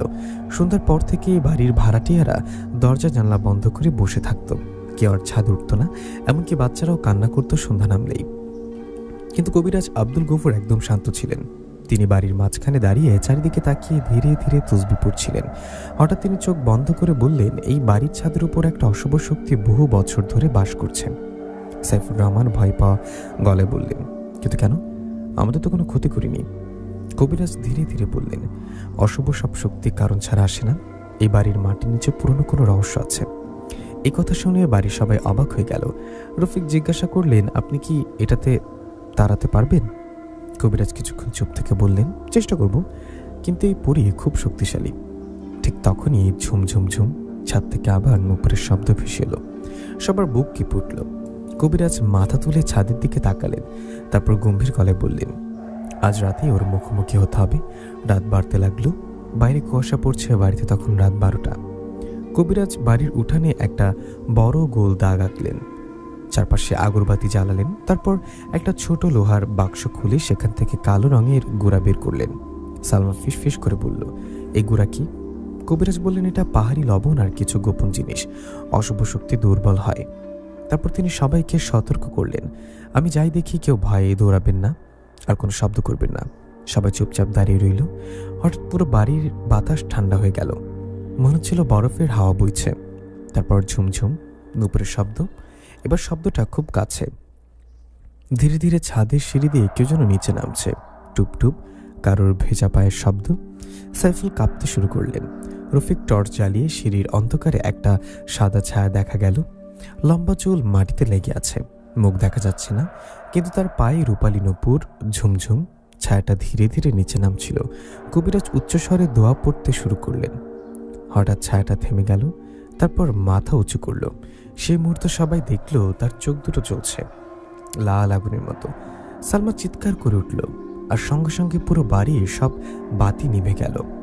চারিদিকে অন্ধকার, শুধু নূপুরের শব্দ, ঝুমঝুম ঝুম। কবিরাজ গম্ভীর গলায় বললেন, কেউ ভয় পাবেন না। তিনি হাতের তসবি উঁচু করতেই প্রচণ্ড বাতাস বইতে শুরু করলো। আগরবাতিগুলো একসাথে নিভে গেল। তারপর সে ভয়ঙ্কর সাদা ছায়া ভয়ঙ্কর কণ্ঠে হাসল। এমন হাসি শুনলে মানুষের শরীর ঠান্ডা হয়ে যায়। হঠাৎ রফিক দেখতে পেলেন ছায়াটা আর সিঁড়িতে নেই, সে এখন উঠানের ঠিক মাঝখানে দাঁড়িয়ে। কিন্তু সে কিভাবে এত দ্রুত এলো কেউ বুঝতে পারল না। কবিরাজ চিৎকার করে বললেন, তুই কে? সাদা ছায়াটা ধীরে ধীরে বলল, এই বাড়ি আমার। তার কণ্ঠ ছিল একসাথে নারী আর পশুর মতো। শুনে সবার শরীর কেঁপে উঠল। কবিরাজ আবার দোয়া পড়তে লাগলেন। তখন হঠাৎ পরীটা ভয়ঙ্করভাবে চিৎকার করলো। চারিদিকে কাঁচ ভাঙার শব্দ, একসাথে বাড়ির সব জানালার কাঁচ ফেটে গেল। সালমা কান চেপে ধরে বসে পড়ল। তানিয়া কাঁদতে লাগলো। পরীটা এবার ধীরে ধীরে কবিরাজের দিকে এগোতে লাগলো। তার পা মাটিতে লাগছিল না, মনে হচ্ছিল ভেসে আসছে। কবিরাজ কালো গুঁড়া ছুঁড়ে মারলেন। সাথে সাথে পরীটা আগুনের মতো চিৎকার করে উঠল, কিন্তু কয়েক সেকেন্ড পরেই সে আবার হাসতে শুরু করলো। তারপর এক ঝটকায় কবিরাজকে ছিটকে ফেলে দিল। কবিরাজ মাটিতে পড়ে রক্ত তুলতেলেন। সবাই হতবাক। সাইফুল দৌড়ে গেলেন তাকে ধরতে। কবিরাজ কাপা গলায় বললেন, এটা খুব শক্তিশালী, আমি পারবো না। এই কথা বলেই তিনি অজ্ঞান হয়ে গেলেন। আর সেই মুহূর্তে পরীটা ধীরে ধীরে অন্ধকারে মিলে গেল। নুপুরের শব্দ থেমে গেল। পরদিন সকাল, পুরো বাড়িতে আতঙ্ক।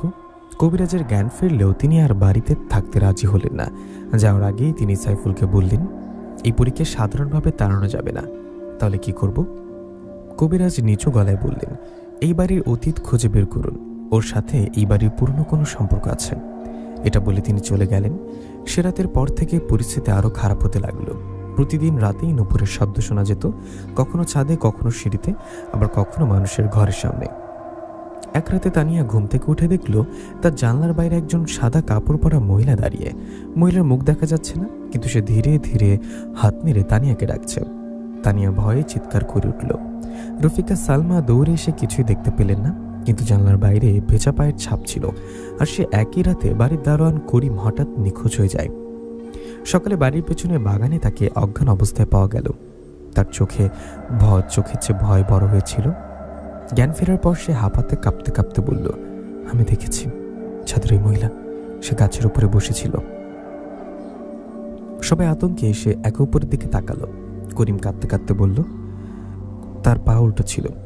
এই কথা শুনে বাড়ির কয়েকজন ভাড়াটিয়া সেদিনই বাড়ি ছেড়ে চলে যায়। কিন্তু ভয় এখানে শেষ হয়নি। সে রাতেই রহমান ভিলার ছাদে শুরু হলো আরো ভয়ঙ্কর কিছু। রহমান ভিলার পরিবেশ দিন দিন আরো ভয়ঙ্কর হয়ে উঠছিল। যে বাড়িতে একসময় মানুষের হাসির শব্দ শোনা যেত, সেখানে এখন সন্ধ্যা নামলেই নেমে আসে মৃত্যুপুরীর নীরবতা। ভাড়াটিয়াদের অনেকেই বাড়ি ছেড়ে চলে গেছে। যারা আছে তারা শুধু বাধ্য হয়ে আছে। কিন্তু সবচেয়ে বেশি ভয় পেয়ে গিয়েছিল বাড়িওয়ালা সাইফুল রহমান। কারণ এখন শুধু নুপুরের শব্দ নয়, বাড়িতে অদ্ভুত ছায়াও দেখা যাচ্ছিল। সেই রাত আকাশে কালো মেঘ, চারিদিকে কুকুরের কান্নার শব্দ। রাত প্রায় 1টা। রফিক সাহেব ঘুমাতে পারছিলেন না। বারবার মনে হচ্ছিল কেউ যেন তার ঘরের সামনে হাঁটছে। ঝুম ঝুম ঝুম নুপুরের শব্দ। ধীরে ধীরে দরজার সামনে এসে থামল। তারপর টুকটুক টুকটুক কেউ দরজায় নখ দিয়ে আঁচড় কাটতে লাগলো। সালমা ভয়ে কাঁপতে কাঁপতে বলল, দরজা খুলবেন না। রফিকও ভয় পাচ্ছিল, কিন্তু শব্দটা থামছিল না। টুকটুক টুক। তারপর বাইরে থেকে মিষ্টি নারী কণ্ঠ ভেসে এলো। দরজা খোলা। সালমার শরীর ঠান্ডা হয়ে গেল, কারণ কণ্ঠটা ছিল একদম ছোট মেয়ে তানিয়ার মতো। তানিয়া তখন তাদের মাঝখানে ঘুমিয়েছিল। রফিক কাপা গলায় বললেন, কে? বাইরে থেকে আবার উত্তর এলো, আমি তানিয়া, আব্বু দরজা খোলো। এবার সালমা চিৎকার করে উঠল, না, এটা তানিয়া না। ঠিক তখনই বাইরে ভয়ঙ্কর হাসির শব্দ শোনা গেল। এরপর সবাই চুপ, নুপুরের শব্দ নেই। রফিক সাহস করে দরজার কাছে গিয়ে নিচে গিয়ে দিয়ে তাকালেন, আর সঙ্গে সঙ্গে তার বুক কেঁপে উঠল। দরজার বাইরে দাঁড়িয়ে আছে দুটো উল্টো পা, মানুষের পা না, আঙ্গুলগুলো অস্বাভাবিক লম্বা, আর পায়ে রূপালী নুপুর। ঝুম। হঠাৎ পা দুটো অদৃশ্য হয়ে গেল। রফিক দরজা থেকে সরে এলেন, তার শরীর ঘামে ভিজে গেছে। সকাল হতেই তিনি সব ঘটনা সাইফুল রহমানকে বললেন। সাইফুলের মুখ ফ্যাকাশে হয়ে গেছে। তিনি নিচু গলায় বললেন, গতকাল রাতেও আমি ছাদে ওকে দেখেছি। কি দেখেছেন? সাইফুল কাপা গলায় বললেন, ও ছাদের রেলিংয়ের উপরে বসেছিল। তারপর ও আমার দিকে তাকিয়ে হাসছিল। এই কথা বলতেই তার হাত কাঁপতে শুরু করলো। ঠিক তখনই বাড়ির পুরনো কাজের মহিলা রহিমা এসে বলল, বাবা, আমি একটা কথা জানি। সবাই তার দিকে তাকালো। রহিমা ধীরে ধীরে বলল, অনেক বছর আগে এই বাড়িতে একটা মেয়ে মারা গিয়েছিল। সাইফুল অবাক হয়ে বলল, কি বলছেন? রহিমা দীর্ঘশ্বাস ফেলল, আমি তখন ছোট ছিলাম, শুনেছিলাম আপনার বাবা বাড়িটা বানানোর আগে এখানে একটা পুরনো বাগান ছিল, সেই বাগানে এক সুন্দরী মেয়ে রাতে নাচ করত। রফিক বললেন, তারপর? এক রাতে মেয়েটা হঠাৎ মারা যায়। কেউ বলে আত্মহত্যা, কেউ বলে হত্যা। সবাই চুপ হয়ে গেল। ঠিক তখনই উপরে ঝুমঝুম, আবার নুপুরের শব্দ। সবাই ভয়ে ছাদের দিকে তাকালো। সেই রাতেও আরো ভয়ঙ্কর ঘটনা ঘটল। বাড়ির তৃতীয় তলায় একা থাকতেন বৃদ্ধ হাশেম সাহেব। রাত 2টার দিকে হঠাৎ তার ঘর থেকে চিৎকার ভেসে এলো। সবাই দৌড়ে গেল। দরজা ভেতর থেকে বন্ধ। ভেতরে হাশেম সাহেব চিৎকার করছেন, বাঁচাও, আমাকে মেরে ফেলবে।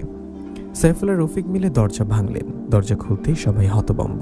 ঘরের সব জিনিস এলোমেলো, দেয়ালে রক্তের মতো লাল দাগ, আর হাশেম সাহেব ঘরের কোনায় কাঁপছেন। তিনি কাঁদতে কাঁদতে বললেন, ও ছাদের মহিলা, কি করেছে? আমার বিছানার পাশে দাঁড়িয়েছিল। হাশেম সাহেব কাঁপতে কাঁপতে বললেন, তার মুখে কোনো চোখ ছিল না। এই কথা শুনে সালমা ভয় পেয়ে কান্না শুরু করলো। হঠাৎ ঘরের বাতি নিজে থেকেই নিভে গেল। চারিদিকে চান্ধকার, তারপর ঝুম ঝুম ঝুম, নুপুরের শব্দ। এবার ঘরের ভেতরেই মনে হচ্ছিল কেউ তাদের চারপাশে হাঁটছে। তানিয়া কাঁদতে লাগলো। রফিক টর্চ জ্বালালেন, আর তখনই সবাই দেখল ঘরের দরজার পাশে দাঁড়িয়ে আছে সেই সাদা ছায়া। তার লম্বা চুল মুখ ঢেকে রেখেছে, কিন্তু চুলের ফাঁক দিয়ে রক্ত ঝরছে। সালমা চিৎকার করে উঠল। ছায়াটা ধীরে ধীরে মাথা উঁচু করল, তারপর ভয়ঙ্কর কণ্ঠে বলল, এই বাড়ি আমার। এরপর সে হঠাৎ দেয়ালের ভেতরে ঢুকে অদৃশ্য হয়ে গেল। সবাই স্তব্ধ। কয়েক সেকেন্ড পর বাইরে থেকে কুকুরের বিকট চিৎকার শোনা গেল। সাইফুল ছুটে জানলার কাছে গেলেন। বাড়ির উঠানে একটা কালো কুকুর দাঁড়িয়ে কাঁদছে। তারপর হঠাৎ কুকুরটা ছাদের দিকে তাকিয়ে থেমে গেল। সবাই তাকালো। ছাদের কিনারায় দাঁড়িয়ে আছে সেই পরী। এবার তার পুরো শরীর দেখা যাচ্ছিল। সাদা কাপড় বাতাসে উঠছে, 2 হাত অস্বাভাবিক লম্বা, আর মুখ পুরোটাই রক্তে ভরা। সে ধীরে ধীরে নিচের দিকে তাকিয়ে হাসতে লাগলো। হঠাৎ কুকুরটা বিকট চিৎকার দিয়ে মাটিতে পড়ে মারা পড়ল। তানিয়া জ্ঞান হারিয়ে ফেলল। সে রাতের পর পুরো এলাকায় খবর ছড়িয়ে পড়ে। মানুষ বলতে শুরু করলো, রহমান ভিলায় রক্তপুরী এসেছে। কেউ আর বাড়ির সামনে দিয়ে হাঁটেও না। পরদিন সকালে সাইফুল সিদ্ধান্ত নিলেন আরেকজন কবিরাজ আনবেন। এবার তিনি শহরের বাইরে থেকে বিখ্যাত কবিরাজ নুরুল হককে ডাকলেন। লোকটার সম্পর্কে শোনা যায় তিনি নাকি ভয়ঙ্কর জিন আর পরীকেও বশ করতে পারেন। 2 দিন পর বিকেলে কবিরাজ নুরুল হক রহমান ভিলা এলেন। বাড়িতে ঢুকেই তিনি থেমে গেলেন। তারপর মাটির দিকে তাকিয়ে বললেন, খুব পুরনো শক্তি। তিনি ধীরে ধীরে ছাদের দিকে তাকালেন, আর ঠিক তখনই ঝুমঝুম উপরে নুপুরের শব্দ শুরু হলো। কবিরাজ চোখ বন্ধ করে কিছু পড়লেন। তারপর হঠাৎ তার মুখের রং বদলে গেল। তিনি কাঁপা গলায় বললেন, এটা সাধারণ পরী না, এটা অভিশপ্ত পরী। অভিশপ্ত পরীর গোপন ইতিহাস। অভিশপ্ত পরী?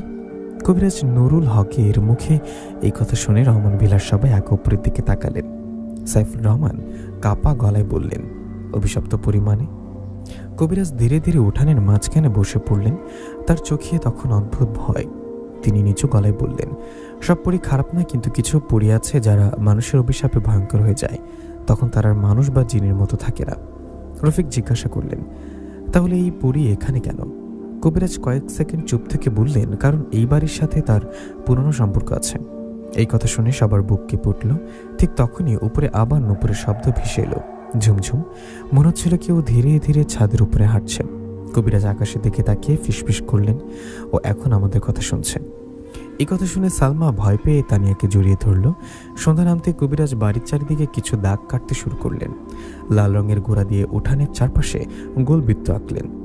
তিনি সবাইকে সতর্ক করে বললেন, আজ রাত খুব ভয়ঙ্কর হবে, কেউ ঘর থেকে বের হবেন না। কিন্তু সাইফুল রহমান আর চুপ থাকতে পারলেন না। তিনি বললেন, আপনি সব খুলে বলুন, এই বাড়িতে আসলে কি হয়েছিল? কবিরাজ ধীরে ধীরে বললেন, আজ থেকে প্রায় 40 বছর আগে এখানে একটা বিশাল বাগান ছিল। সে বাগানের মালিক ছিলেন এক জমিদার।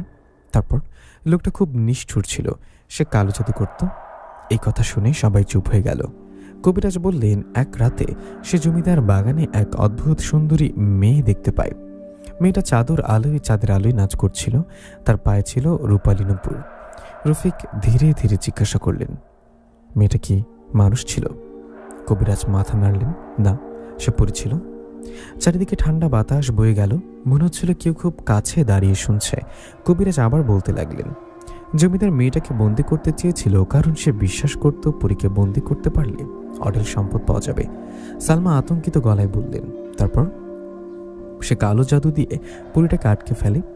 এই কথা বলতেই হঠাৎ বাড়ির সব দরজা নিজে থেকেই বন্ধ হয়ে গেল। সবাই ভয় পেয়ে উঠল। ঠিক তখনই ওপরে ঝুমঝুম ঝুম নূপুরের শব্দ আগের চেয়ে অনেক জোরে হতে লাগলো। কবিরাজ চোখ বন্ধ করে দোয়া পড়তে লাগলেন। তারপর বললেন, ও রেগে গেছে। বাইরে হঠাৎ ঝড় শুরু হলো। জানলাগুলো কাঁপতে লাগলো আর ছাদ থেকে নারী কণ্ঠের কান্না ভেসে আসতে লাগলো। একটা ভয়ঙ্কর কান্না। তানিয়া কান চেপে ধরল। কবিরাজ আবার বলতে লাগলেন, পরীটাকে বন্দি করার পর জমিদার তাকে অত্যাচার করত। দিনের পর দিন তাকে এই জায়গাটায় আটকে রাখা হয়। সাইফুল অবাক হয়ে বললেন, কিন্তু পরে কি হয়েছিল? কবিরাজ ধীরে ধীরে বললেন, এক রাতে পরীটা অভিশাপ দেয়। এই মুহূর্তে হঠাৎ পুরো বাড়ি বাতি নিভে গেল। চারিদিকে অন্ধকার, শুধু নূপুরের শব্দ। মনে হচ্ছিল কেউ তাদের চারপাশে হাঁটছে। রফিক টর্চ জ্বালালেন, আর তখনই সবাই দেখলো উঠানের এক কোনায় সেই সাদা পরী দাঁড়িয়ে। তার লম্বা চুল বাতাসে উঠছে, কিন্তু এবার তার মুখ স্পষ্ট দেখা গেল। চোখ দুটো কালো গর্তের মতো, ঠোঁট ছেঁড়া আর পুরো রক্ত মুখে। সালমা চিৎকার করে উঠল। পরীটা ধীরে ধীরে হাসলো, তারপর ভয়ঙ্কর কণ্ঠে বলল, ওরা আমাকে মেরেছিল। সবাই জমে গেল। কবিরাজ চিৎকার করে দোয়া পড়তে লাগলেন, কিন্তু পরীটা এবার আরও কাছে আসতে লাগলো। তার পা মাটিতে লাগছিল না, ভেসে আসছিল। হঠাৎ সে এক ঝটকায় উঠানের মাঝখানে চলে এলো। তারপর সাইফুর রহমানের দিকে আঙ্গুল তুলে বলল, তোমাদের রক্ত। সাইফুল কাঁপতে লাগলেন, কি বলছো? পরীটা এবার ভয়ঙ্করভাবে চিৎকার করলো। চারিদিকে কাঁচ ভাঙার শব্দ। তারপর সে ধীরে ধীরে বলল, যে আমাকে বন্দি করেছিল সে তোমাদের পূর্বপুরুষ। এই কথা শুনে সবাই স্তব্ধ। সাইফুল যেন পাথর হয়ে গেলেন। কবিরাজ নিচু গলায় বললেন, আমি ভয় পাচ্ছিলাম এই কথাটাই সত্যি হবে। রফিক অবাক হয়ে বললেন, মানে? এইবারই যাদের তাদের বংশের ওপর অভিশাপ আছে। হঠাৎ পরীটা ভয়ঙ্করভাবে হাসতে শুরু করলো। তারপর সে ধীরে ধীরে ছাদের দিকে উড়ে উঠতে লাগলো। কয়েক সেকেন্ডের মধ্যে অন্ধকারে মিলিয়েও গেল। নূপুরের শব্দ থেমে গেল। কিন্তু সেই রাতের আরও ভয়ঙ্কর ঘটনা ঘটল। রাত প্রায় 3টা। হঠাৎ বাড়ির নিচতলা থেকে চিৎকার শোনা গেল। সবাই দৌড়ে নিচে গেল। দেখে বাড়ির দারোয়ান করিম মেঝেতে পড়ে আছেন। তার গলায় চারপাশে কালো দাগ। মনে হচ্ছিল কেউ তাকে চেপে ধরেছিল। করিম কাঁপতে কাঁপতে বলল, আমাদের ঘর এসেছিল। সাইফুল বললেন, কি বলছেন? করিম ভয় কাঁদতে লাগলো। ও বলেছে, এবার একজন একজন করে সবাই মরবে। ঠিক তখনই উপরে আবার নূপুরের শব্দ শুরু হলো, কিন্তু এবার একটার না, অনেকগুলো। ঝুম ঝুম ঝুম। মনে হচ্ছিল পুরো ছাদ জুড়ে শত শত মানুষ হাঁটছে। কবিরাজের মুখ ফ্যাকাশে হয়ে গেল। তিনি ধীরে ধীরে বললেন, খারাপ কিছু শুরু হয়ে গেছে। রহমান ভিলার মানুষদের জীবনে যেন শান্তি বলে আর কিছু ছিল না। দিনের বেলাতেও এই বাড়িটার ভেতর অদ্ভুত ভয় কাজ করত। কেউ একা কোথাও যেতে সাহস পেত না। সন্ধ্যা নামার আগেই সবাই দরজা জানলা বন্ধ করে দিত। কিন্তু ভয়টা সবচেয়ে বেশি ছিল রাত নিয়ে, কারণ রাত হলেই শুরু হতো নূপুরের শব্দ। আর সেই শব্দের সাথে যেন পুরো বাড়ির দেয়ালও কি পড়ত। সেদিন সন্ধ্যায় আকাশ ছিল অস্বাভাবিক লাল। কবিরাজ নুরুল হক উঠানে বসে কিছু দোয়া পড়ছিলেন। তার সামনে আগুন জ্বলছিল। মাঝে মাঝে তিনি আগুনে গুঁড়ো ছড়িয়ে দিচ্ছিলেন। সাইফুর রহমান কাছে এসে বললেন, কিছু বুঝতে পারছেন? কবিরাজ মাথা নিচু করে বললেন, পরীটা আগের চেয়ে আরো শক্তিশালী হয়ে গেছে। কেন? কারণ ও এখন ভয় থেকে শক্তি নিচ্ছে। এই কথা শুনে সাইফুলের বুক কেঁপে উঠল। ঠিক তখনই তানিয়া দৌড়ে এসে কাঁদতে কাঁদতে বলল, আম্মু, ছাদে আবার ওই আপুকে দেখেছি। সালমা ভয় পেয়ে বলল, কি করছিল? তানিয়া কাঁপা গলায় বলল, ও আমাকে ডাকছিল। সবাই স্তব্ধ। কবিরাজ হঠাৎ উঠে দাঁড়ালেন। আজ রাত খুব খারাপ যাবে। রাত নামতেই বাড়ির চারপাশে কুকুরের কান্না শুরু হলো। পুরো এলাকা কেমন অদ্ভুত নিস্তব্ধ। ঘুরতে রাত 12টা। হঠাৎ নূপুরের শব্দ হলো।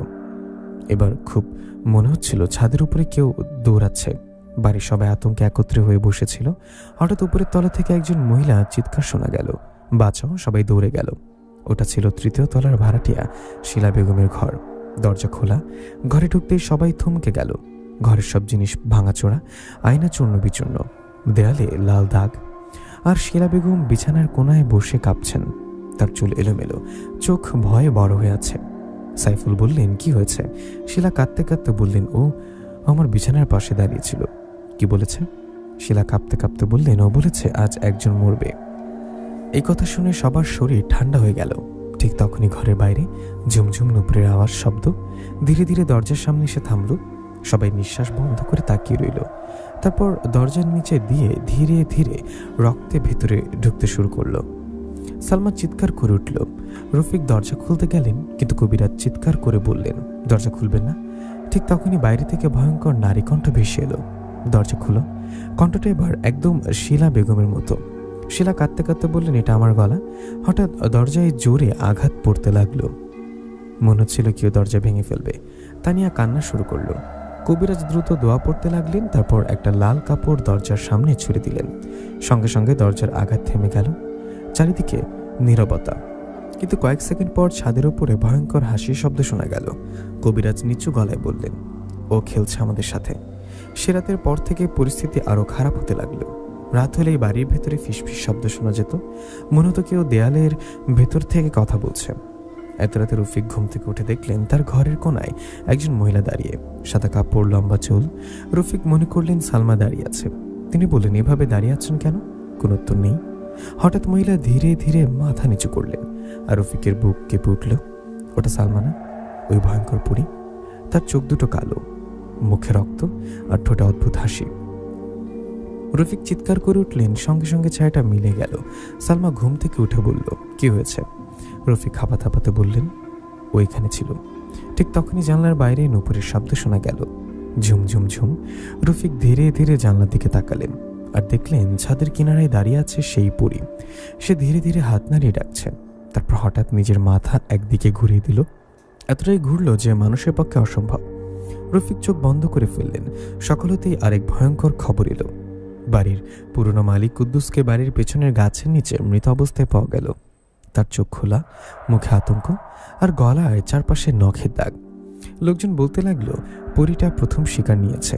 এই খবর পুরো এলাকায় ছড়িয়ে পড়ে। এবার কেউ রহমান ভিলার কাছে পর্যন্ত আসতো না। এমনকি মসজিদের ইমামও বললেন বাড়িটা কিছুদিন খালি রাখেন। কিন্তু সাইফুল বাড়ির ছাড়তে রাজি হলেন না। তিনি তাতে দাঁত চেপে বললেন, যে করে হোক এই অভিশাপ শেষ করব। কবিরাজ নুরুল হক ধীরে ধীরে বললেন, তাহলে আমাদের ওর আসল শক্তির জায়গা খুঁজে বের করতে হবে। কোথায় সেটা?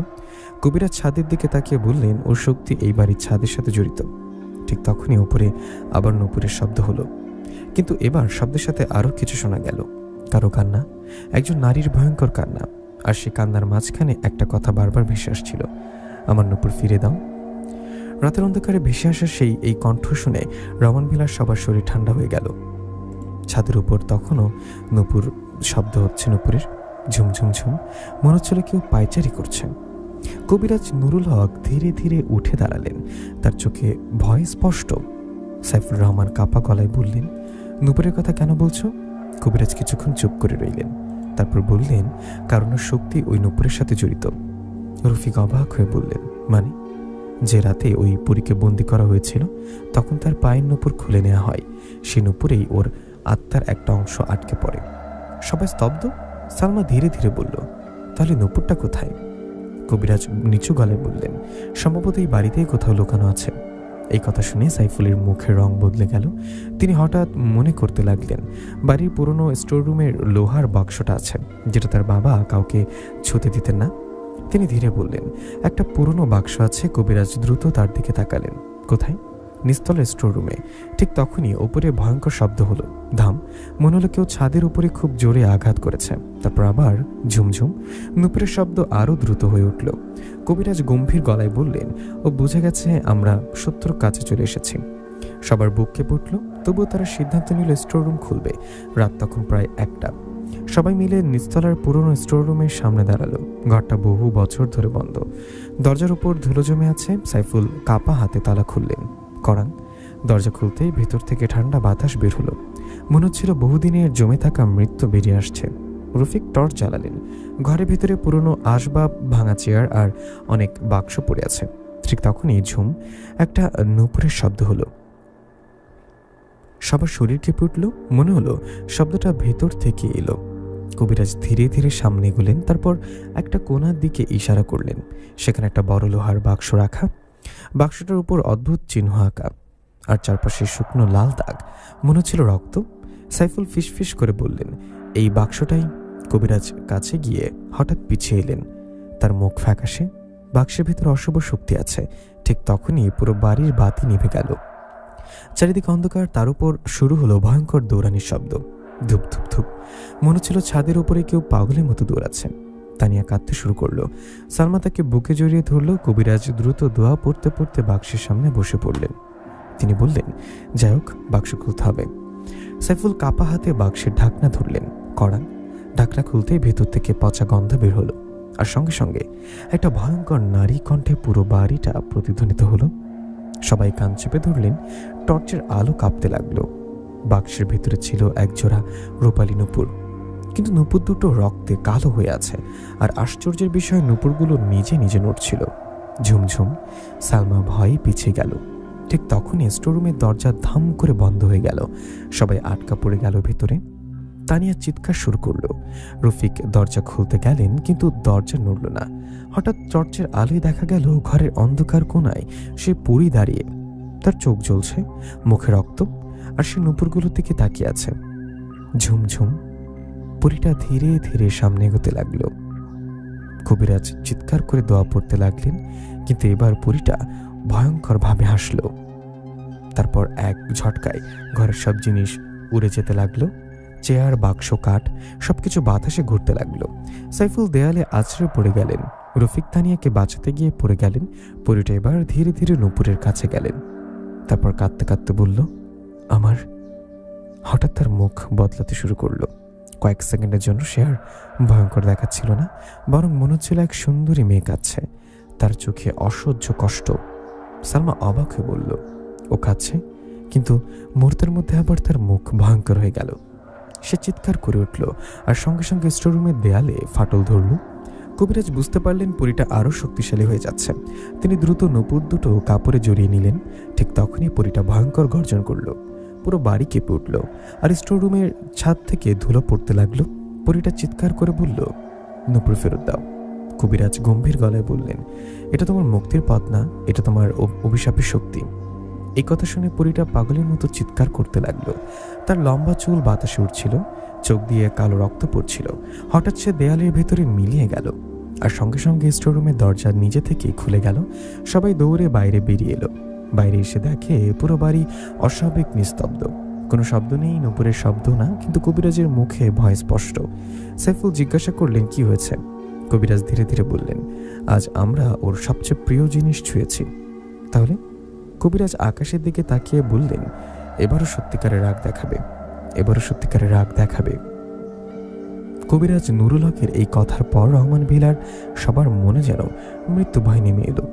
চারদিকে তখন অদ্ভুত নীরবতা, কিন্তু সেই নীরবতাই ছিল সবচেয়ে ভয়ঙ্কর। কারণ সবাই জানতো, ঝড় আসার আগে যেমন সব শান্ত হয়ে যায়, এটাও তেমনই কিছু। সাইফুল রহমান কাঁপা গলায় বললেন, এখন কি হবে? কবিরাজ ধীরে ধীরে রক্তমাখা নুপুরের দিকে তাকালেন। নুপুর দুটো কাপড়ের ভেতর থেকেও কাঁপছিল। ঝুমঝুম। মনে হচ্ছিল ভেতরে কেউ নড়ছে। তিনি নিচু গলায় বললেন, আজ রাত শেষ রাত, হয় আমরা বাঁচবো, না হয় এবারে সবাই শেষ হয়ে যাবে। এই কথা শুনে সালমা তানিয়াকে শক্ত করে জড়িয়ে ধরল। রফিক বললেন, তাহলে কি করতে হবে? কবিরাজ গভীর নিঃশ্বাস নিয়ে বললেন, ওকে বন্দি করতে হবে। কিভাবে? যে জায়গায় ওকে প্রথম আটকে রাখা হয়েছিল সেখানে আবার বন্দি করতে হবে। সাইফুল অবাক হয়ে বললেন, কিন্তু সেই জায়গা কোথায়? কবিরাজ ধীরে ধীরে বাড়ির ছাদের দিকে তাকালেন। ছাদের নিচে। সবাই হতবাক। কবিরাজ বললেন, এই বাড়ি বানানোর সময় পুরনো বাগানের কিছু অংশ চাপা পড়ে যায়। আমি অনুভব করছি ছাদের নিচে কোনো গোপন কক্ষ আছে। ঠিক তখনই ঝুমঝুম উপরে ভয়ঙ্কর শব্দ শুরু হলো। মনে হচ্ছিল শত শত মানুষ ছাদের উপরে দৌড়াচ্ছে। চারিদিকে ঠান্ডা বাতাস ছড়িয়ে পড়ল। তারপর ছাদ থেকে নারী কণ্ঠ ভেসে এলো, আমার নুপুর দাও। কণ্ঠটা এতটাই ভয়ঙ্কর ছিল যে তানিয়া কান্না শুরু করে দিল। কবিরাজ দ্রুত বললেন, সময় নেই, সবাই আমার সাথে উপরে চলুন। সবাই ভয় নিয়ে ছাদে উঠল। ছাদে পা রাখতেই সবই থমকে গেল। চারিদিকে কুয়াশা, মনে হচ্ছিল পুরো ছাদ ধোঁয়ায় ভরে গেছে। আর ছাদের মাঝখানে দাঁড়িয়ে আছে সেই পরী। সাদা পোশাক বাতাসে উঠছে, লম্বা চুল মাটিতে লেগে আছে, তার চোখ দুটো আগুনের মতো জ্বলছে। ঝুমঝুম। সে ধীরে ধীরে হাঁটছিল, তার পায়ের নিচে কালো দাগ পড়ে যাচ্ছিল। সালমা ভয় পিছিয়ে গেল। পরীটা ধীরে ধীরে বলল, আমার নুপুর ফিরে দাও। কবিরাজ শক্ত গলায় বললেন, তোমাকে মুক্তি দিয়ে এসেছি। পরীটা হঠাৎ থেমে গেল, তারপর ভয়ঙ্করভাবে হাসল। হঠাৎ পুরো ছাদ কেঁপে উঠল। চারপাশে কালো ছায়া ঘুরতে লাগলো। মনে হচ্ছিল শত শত অশুভ আত্মা ছাদের উপরে ঘুরছে। পরিচয় চিৎকার করে উঠল, কেউ আমাকে বন্দি করতে পারবে না। তারপর এক ঝটকা এসে সাইফুল রহমানকে ছুঁড়ে ফেলে দিল। সাইফুল মাটিতে পড়ে চিৎকার করে উঠলেন। রফিক তাকে ধরতে গেলেন। ঠিক তখনই পরীটা কয়েক সেকেন্ডের মধ্যে রফিকের সামনে চলে এলো। তার মুখ একদম কাছে, চোখ থেকে কালো রক্ত পড়ছে। সে ফিসফিস করে বলল, তোমরা ওদের মতো। রফিকের শরীর জমে গেল। ঠিক তখনই কবিরাজ উচ্চস্বরে দোয়া পড়তে শুরু করলেন। তিনি নূপুর দুটো ছাদের মাঝখানে রাখলেন, আর সঙ্গে সঙ্গে পুরো ছাদ কেঁপে উঠল। ধাম! ছাদের মাঝখানে ফাটল ধরল। সবাই আতঙ্কে পিছিয়ে গেল। ফাটলের নিচে দেখা গেল একটা পুরনো লোহার দরজা। দরজার উপর অদ্ভুত চিহ্ন। কবিরাজ চিৎকার করে বললেন, এই জায়গাতেই ওকে বন্দি করা হয়েছিল। পরীটা হঠাৎ ভয়ঙ্করভাবে চিৎকার করল। তার মুখ আরো ভয়ঙ্কর হয়ে উঠল। চুলগুলো সাপের মতো নড়ছিল। সে পাগলের মতো নূপুরের দিকে ঝাঁপিয়ে পড়ল। কিন্তু কবিরাজ আগে থেকেই দুয়ার বৃত্ত এঁকে রেখেছিলেন। পরীটা সে বৃত্তে ঢুকতেই আগুনের মতো শব্দ হলো। সে চিৎকার করে উঠল। তার শরীর থেকে কালো ধোঁয়া বেরোতে লাগলো। কিন্তু পরীটা থামল না। সে একের পর এক ভয়ঙ্কর আঘাত করতে লাগলো। চারিদিকে ঝড় শুরু হলো। ছাদের ইট উড়ে যেতে লাগলো। সালমা তানিয়াকে জড়িয়ে মাটিতে বসে পড়ল। রফিক চোখ বন্ধ করে দোয়া পড়তে লাগলেন। কবিরাজ গর্জে উঠলেন, আজ তোর অভিশাপ শেষ হবে। তিনি নূপুর দুটো লোহার দরজার সামনে ছুঁড়ে মারলেন। সঙ্গে সঙ্গে দরজাটা নিচে থেকে খুলে গেল। ভেতর থেকে কালো ধোঁয়া বের হলো, আর একটা নারী কণ্ঠের কান্না শোনা গেল। পরীটা থেমে গেল হঠাৎ। তার ভয়ঙ্কর মুখ ধীরে ধীরে বদলাতে লাগলো। কয়েক মুহূর্তের জন্য আবার সেই সুন্দরী মেয়েটাকে দেখা গেল। তার চোখে পানি। সে কাঁপা গলায় বলল, আমি মুক্তি চাই। কবিরাজ ধীরে বললেন, তাহলে অভিশাপ ছেড়ে দাও। পরীটা উপরের দিকে তাকালো, তারপর ধীরে ধীরে কাঁদতে লাগলো। কিন্তু ঠিক পরের মুহূর্তেই তার শরীর আবার ভয়ঙ্কর হয়ে উঠল। সে বুঝতে পেরেছিল আজ তার শেষ রাত। হঠাৎ সে বিকট চিৎকার করে পুরো ছাদ কাঁপিয়ে দিল। চারিদিকে কালো ছায়া ঘুরতে লাগলো, আর এক ঝটকায় সে তানিয়ার দিকে ছুটে গেল। সালমা চিৎকার করে উঠল। ঠিক তখনই কবিরাজ তসবি ছুঁড়ে মারলেন। তসবিটা পুরীর গায়ে লাগতে আগুনের আলো জ্বলে উঠল। পুরীটা যন্ত্রণায় চিৎকার করতে লাগলো। কবিরাজ সুযোগ বুঝে উচ্চস্বরে দোয়া পড়তে লাগলেন। লোহার দরজা থেকে কালো ধোঁয়া বের হয়ে পুরীটাকে টেনে নিতে শুরু করলো। পুরীটা ছটফট করতে লাগলেন। তার নখ ছাদের ওপর আঁচড় কাটছিল। নূপুরের শব্দ ভয়ঙ্করভাবে বাজছিল। সে চিৎকার করে বলল, না, আমাকে আবার বন্দি করো না। কিন্তু ধীরে ধীরে তার শরীর ধোঁয়ার মধ্যে ঢুকে যেতে লাগলো। শেষ মুহূর্তে তো সে সাইফুল রহমানের দিকে তাকিয়ে বলল, তোমাদের বংশে পাপ কখনো শেষ হবে না। তারপর ধাম! লোহার দরজা নিজে থেকে বন্ধ হয়ে গেল, আর পুরো ছাদ কেঁপে উঠল। সব শান্ত। নূপুরের শব্দ নেই, কোনো হাসি নেই, কোনো কান্না নেই, শুধু ঠান্ডা বাতাস। কয়েক মিনিট কেউ কথা বলতে পারল না। তারপর ধীরে ধীরে আকাশ পরিষ্কার হতে লাগলো। বহুদিন পর রহমান ভিলার ওপর শান্তি নেমে এলো। পরদিন সকালে কবিরাজ বাড়ির উঠানে একটা তাবিজ পুঁতে দিলেন। তিনি সাইফুলকে বললেন, দরজাটার কখনো খোলার চেষ্টা করবেন না। সাইফুল মাথা নেড়ে বলল, করব না। এরপর ধীরে ধীরে মানুষ স্বাভাবিক জীবনে ফিরতে শুরু করলেন। নূপুরের শব্দ আর কখনো শোনা যায়নি। কিন্তু ঘটনার কয়েক মাস পর এক রাতে রহমান ভিলার নতুন দারোয়ান ছাদের দিকে তাকিয়ে হঠাৎ জমে গেল। কারণ ছাদের এক কোনায় সাদা পোশাক পরা একটা ছায়া দাঁড়িয়েছিল, আর খুব আস্তে আস্তে করে শব্দ হচ্ছিল, ঝুম ঝুম ঝুম। একবার নূপুরের শব্দ শোনা গেল। লিসেনার, কেমন লাগলো আজকের দুটো গল্প? সবাই কমেন্ট করে জানাতে ভুলবেন না। আসসালামু আলাইকুম, দেখা হবে পরবর্তী কোনো গল্পে। সে সাথে সবাই ভালো থাকবেন, সুস্থ থাকবেন। আল্লাহ হাফেজ।